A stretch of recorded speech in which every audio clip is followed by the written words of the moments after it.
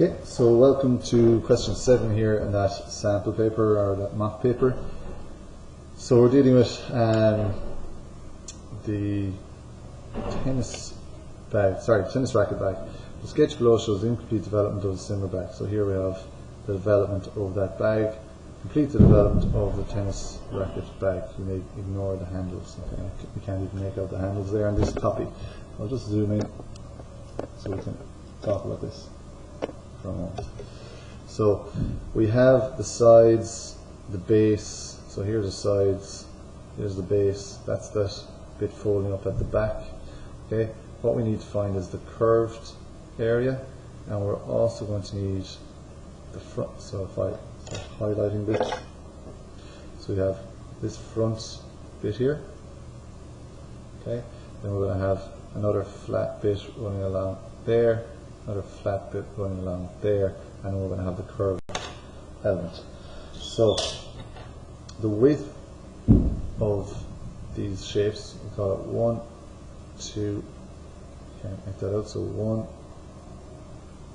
2, 3, and we're going to have the curved part 4.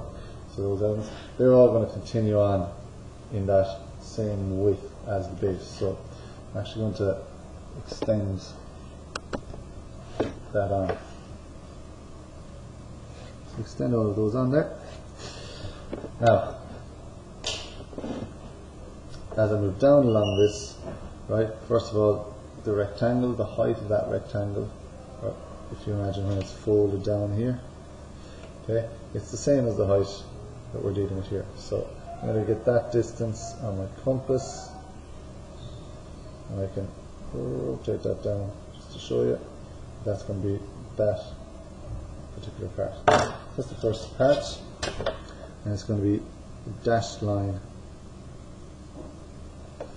because it's a fold line. Then we've got the flat part on top, so that's just call that part 1. Okay, next we're on to part 2, which is going to be flat part along top, and we have that length here. So let's swing that arc, and it's going to be another fold line.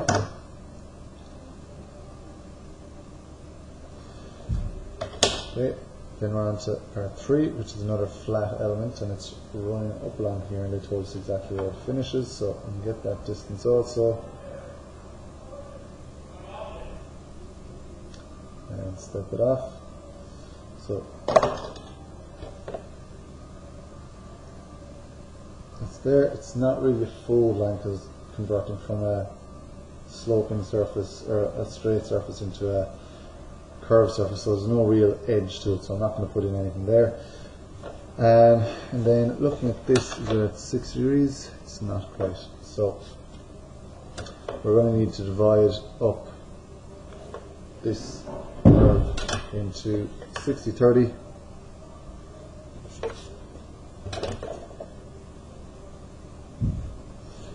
Okay, and we'll work backwards. So we've got A, B, C, D, and E. Okay, so we're at A at the minute. Okay, we need to find the distance from A to B, so we can get that distance A to B here. Let's step it off. That's B. And that wasn't quite at 60 degrees. These are all 60-30, whereas this is at a random angle. So I need to change my measurement for B to C, but that then is going to be the same distance as C to D and D to E. So from B then I can step off. That will find me C and D and E. So just to label those just to show you, D and E. And that will find the end of my development. I'll just draw a heavy line around the outside, continuing back to find that. And if you want to, you can even show these because it's generators. We'll just show them lightly. Okay, those are all straight line generators that we found there. Okay, so that was question A, a development question. Next, we're on to question B, which is a perspective question. We've done a few of these, so should find it just fine. So the drawing below shows an incomplete perspective of the same tennis racket bag. The 3D graphic shows below complete perspective. So we got the curve done, so that's the hard part done.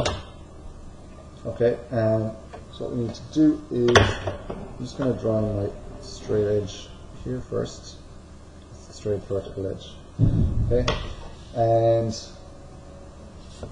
I'm going to project back the lines to vanishing points, or each edge to vanishing point. So that will go back like so. I have the position of that line, and in perspective, remember vertical lines stay vertical, so vertical edge there. And that will give me where that line finishes. And then I'm going to be vanishing this edge back to the opposite vanishing point. And then working reverse again, back this way. So now I've found that edge there. And to finish it off, these lines are at an angle in reality. We saw that in the question. So they're not going to go to any vanishing points. They're just going to join to the points that we found already. Okay, so vertical lines stay vertical with perspective questions. Horizontal lines, right? I know they're not horizontal there, but in reality there it's a horizontal edge. Okay, they go back to VP1 and VP2, and then sloping edges you kind of have to work out, use problem solving to find those. Okay, then in question C, this is freehand sketching drawing, sketch question. So well proportioned, that's the key thing, well proportioned freehand sketch of the tennis racket in the direction of arrow A. So it's not even a 3D, we're just going to draw the elevation looking in from A. But the key thing is that it's well proportioned.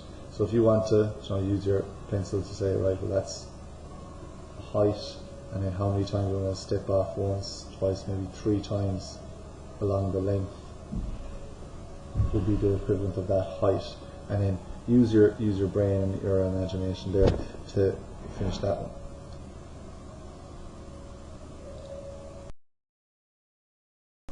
Okay, so I just skipped ahead there. That is my well proportioned freehand sketch, what I've done. And be sure if they ask you to colour it or shade it, you must do that also. On to the last question then on this page, question D. 3D model of a tennis ball basket is shown. Also shown is the elevation of the basket. Draw a new basket similar to the given one. Visualize AB increasing to A1, B1. Okay, so this is an enlargement question.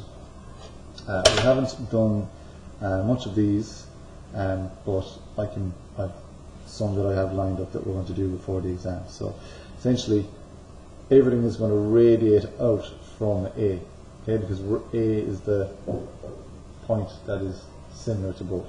So A to B, and it's radiated out, so that's the new position of B. Okay.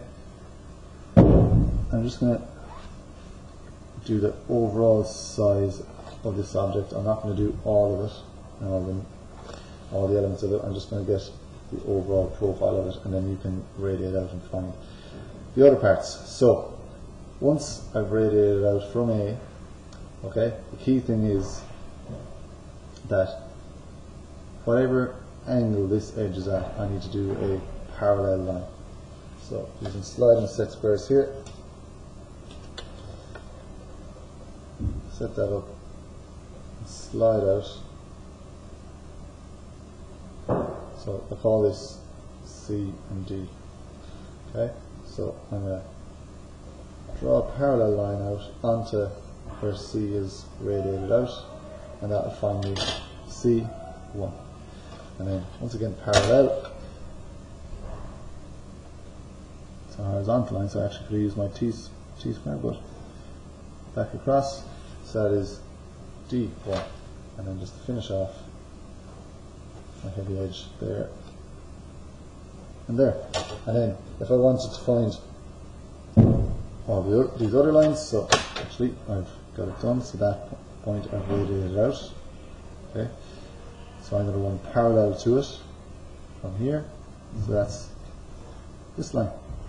Okay, and then to find all those other ones, I could radiate out from here. I'll just do one as an example and go parallel to it. Okay, so parallel to there from here. And I just repeat that for all the other ones.